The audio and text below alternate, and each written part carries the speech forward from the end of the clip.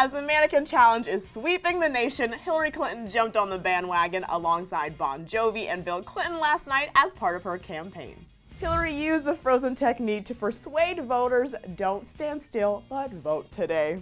On the eve of Election Day, Hillary Clinton teamed up with Bon Jovi, Bill Clinton, and the bulk of her campaign squad to participate in the Mannequin Challenge as a creative tactic to get people to vote. They did the challenge while on board Clinton's campaign airplane, frozen in time, all to send a message saying, don't stand still, vote today. And Hillary isn't the only person jumping on the frozen trend. The Mannequin Challenge originated at a high school, showing off a number of creative scenes, and now has gone viral. Hashtag Mannequin Challenge has been mentioned over 2.3 million times in the past week on Twitter and is showing no signs of slowing down. The New York Giants gymnast star Lori Hernandez, Haley Baldwin, James Corden, Destiny's Child, and more have all joined in on the fun.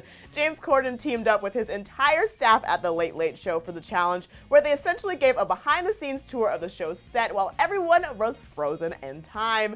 Kelly Rowland, Solange, and Haley Baldwin all took a crack at it, posed around a table at the CFDA Fashion Fund Awards, and then Destiny's Child reunited to do their own rendition. I love the internet. Just think, one day your kids are going to ask what you did for fun back in the day, and we're going to say that we stood still.